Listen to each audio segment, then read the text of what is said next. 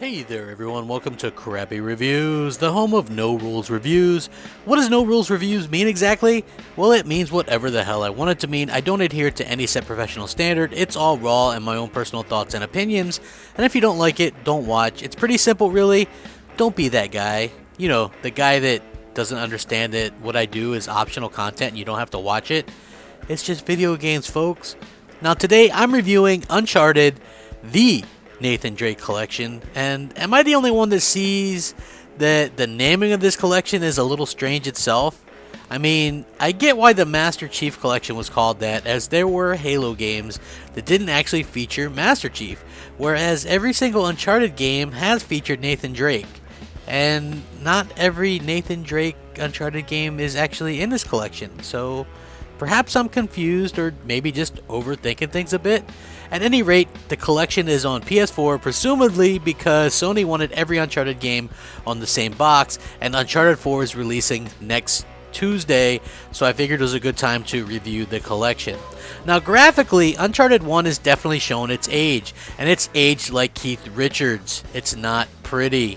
I think Uncharted 2 still sets the graphical bar as far as the graphics in the Uncharted series, at least until Uncharted 4 officially releases. Now all three remasters run pretty smooth, but I find that in particular Uncharted 1 and Uncharted 3 suffer from various bugs and glitches that are oftentimes annoying and frustrating. I am not 100% sure on this, and I didn't even bother to look it up because who cares at this time, these games have been out for years, but I have a feeling that people who made Uncharted 2 didn't make Uncharted 3.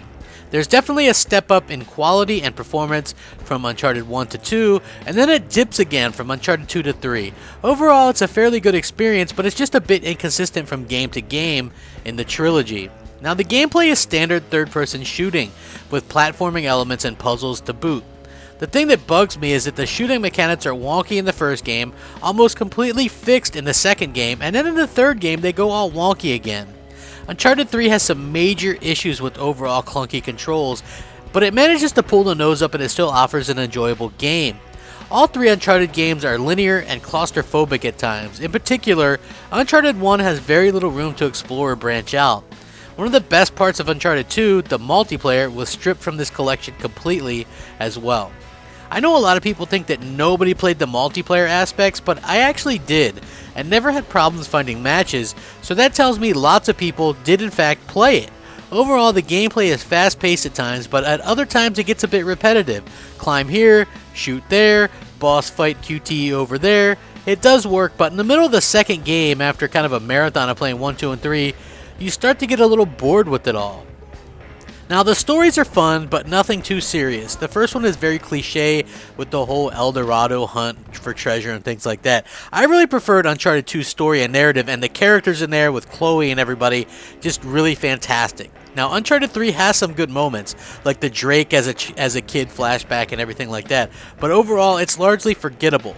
The thing that's hard for me to understand in particular is, for instance, in Uncharted 1 where, say, Drake finds a tomb or an area that's untouched for hundreds or thousands of years, yet there's enemies of modern era in there.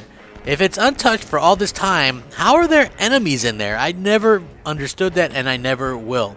And to top it off, they throw in supernatural elements that don't really fit well with the narrative, and even poke fun of it at itself in the later Uncharted games. Uncharted 1 is really kind of a mess for me. It's not as good as the other two, and I think it definitely shows. Honestly, if I were reviewing just an Uncharted 2 remaster with full multiplayer like it had on PS3, I'd probably score it 9.5 or higher.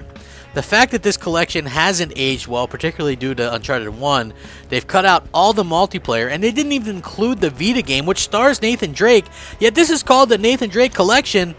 I guess it's a bit mind-boggling to say the least. Uncharted 1 in particular drags down the score, as I said earlier, as does the lack of multiplayer aspect. For future reference, if you have a game called the Nathan Drake Collection, include all the damn games with Nathan Drake! God! Uncharted, the Nathan Drake Collection, gets a 7.75 out of 10. Please remember to rate, comment, subscribe, rack 'em up. Hit me up on Twitter at @the_Crapgamer. Let me know what you think about this score. Maybe a little bit controversial, but like I said, Uncharted 2 is a masterpiece. Uncharted 1, not so much. Definitely showing its age. Rack 'em up. Crapgamer out.